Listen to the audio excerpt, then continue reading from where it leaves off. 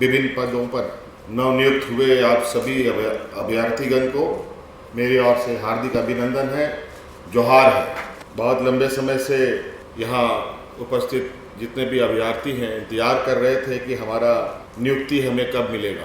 आपको मालूम है कि इसी नियुक्ति पत्र वितरण कार्यक्रम में कुछ लोगों को पहले ही नियुक्ति पत्र दिया जा चुका है।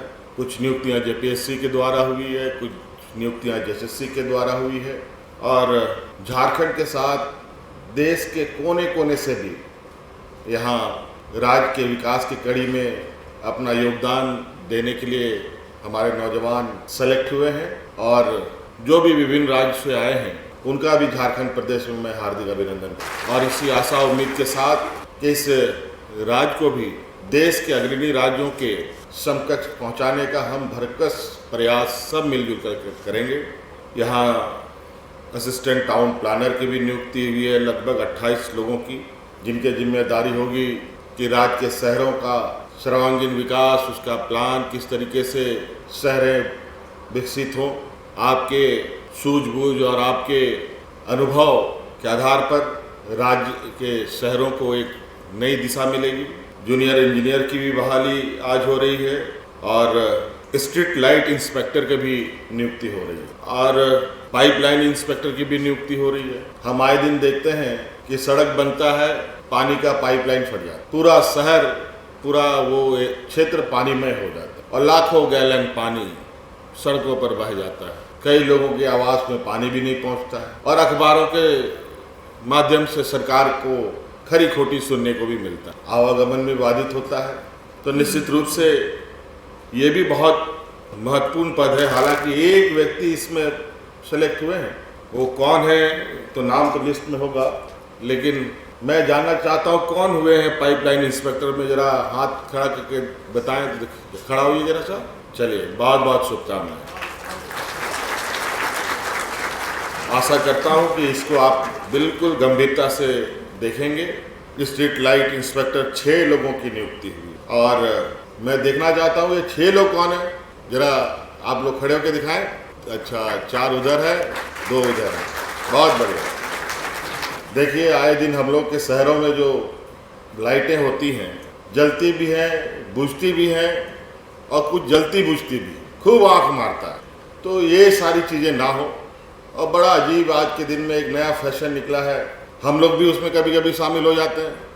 नेता लोग या त्यौहार सब में सारे स्ट्रीट लाइटों में वो लड़ियाँ बांध देते हैं, बैठिए, लड़ियाँ बांध देते हैं और यूं ही लड़ी बांध करके छोड़ देता है। और कुछ लड़ियाँ जलती हैं, कुछ नहीं जलती हैं, कुछ आधा जलता है, कुछ आधा नहीं जलता है। बड़ा बेढंगा व्यवस्था रहता है। कहीं कोई स्ट्रीट लाइट पेड़ के टहनियों से ढका पड़ा है, लाइट तो जल रहा है लेकिन रोशनी आ नहीं रही है। बड़ी विचित्र स्थिति बनी रहती है। हम आशा करेंगे कि इसको भी आप लोग बहुत बेहतर तरीके से देखेंगे। और पेयजल विभाग की तरफ से जेई सब बहाल हुए हैं। अभी अभी मैंने लापरवाही को फ्लैग किया है मुख्य सचिव के समक्ष में, उस पर तो अभी हम कार्रवाई करने जा रहे हैं, हजारीबाग जिले का। तो इस बात को बिल्कुल आप लोग गांठ बांध के रखिएगा।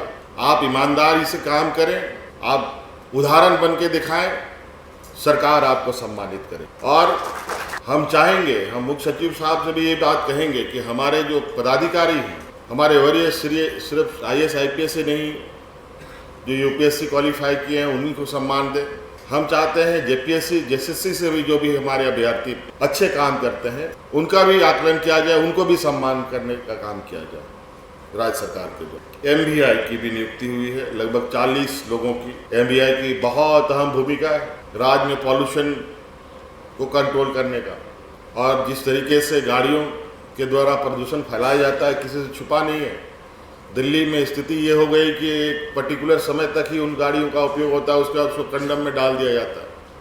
अब वो वहाँ पर धीरे धीरे चीज़ें इतनी सख्त हो रही हैं कि गाड़ी भले ही आपने खरीद कर ना चलाई हो, 500,000 किलोमीटर ही चला हो, लेकिन उसकी अवधि खत्म हो गई तो आप उसको सड़क पर नहीं निकाल सकते। तो इसीलिए MVI की भी नियुक्ति बहुत महत्वपूर्ण है। तो बिल्कुल आप लोग इस विषय को गंभीरता से लेंगे। माइनिंग इंस्पेक्टर, ये तो इस राज्य का एक ऐसा सब्जेक्ट है, मुझे लगता है इससे पहले माइनिंग इंस्पेक्टर की नियुक्ति हुई है कि नहीं हुई है मुझे नहीं मालूम है। मैं विशेष रूप से, भले ही लोग बाहर से लिए गए हैं। हमारे देश में पहला और आखिरी मुझे लगता है कि माइनिंग इंस्टीट्यूट हमारे ही राज्य में था, लेकिन उनकी नियुक्ति किस प्रकार हुई पूर्व में इसकी मुझे जानकारी नहीं है, लेकिन अब वो IIT में कन्वर्ट हो। जबकि यहाँ पर खनन की जो गतिविधियाँ हैं मुझे लगता है कि और राज्यों की अपेक्षा बहुत अधिक है।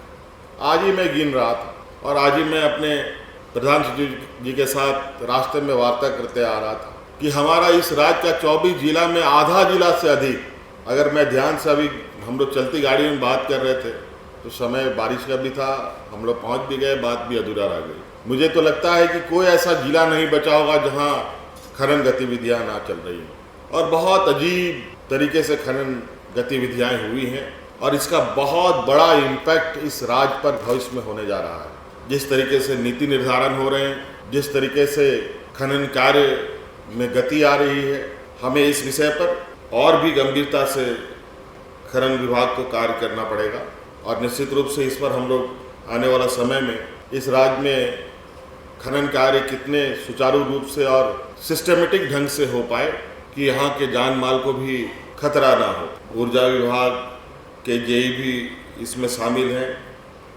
और जल संसाधन विभाग में भी 30 लोगों की आज नियुक्ति पत्र लोगों को मिलना है। झारखंड एक पहाड़ी क्षेत्र है, बहुत यहाँ का जो भौगोलिक बनावट है बहुत अप एंड डाउन है और हमारी पूरी और लगातार इस बात पर जोर रहा है कि हर खेत को हम पानी कैसे पहुँच। विभागीय सचिव लगातार इस विषय पर काम कर रहे हैं, हम लोग भी लगातार कुछ नए तकनीक के साथ आगे बढ़ रहे हैं, नए योजना के साथ आगे बढ़ रहे हैं, लेकिन इस गति को और बढ़ाना होगा, तभी हम सभी खेतों में पानी पहुंचा पाएंगे और यहाँ की जो एक लंबी एक बहुत पुरानी जो एक समस्या है पलायन की, उसको हम रोक पाने में कामयाब हो पाए। इसलिए यहाँ आज चयनित सभी अभ्यर्थियों को मेरी ओर से बहुत बहुत आने वाले समय के लिए, भविष्य के लिए आप सबको शुभकामनाएं और इसी आशा उम्मीद के साथ कि आप सब लोग राज्य के सर्वांगीण विकास में अपनी अहम और कड़ी भूमिका निभाएंगे। बहुत बहुत धन्यवाद, सबको जोहार। और ऐसी ही तमाम खबरों के लिए सब्सक्राइब करें हमारे चैनल JK न्यूज नेटवर्क को और हाँ, बेल आइकन दबाना ना भूलें।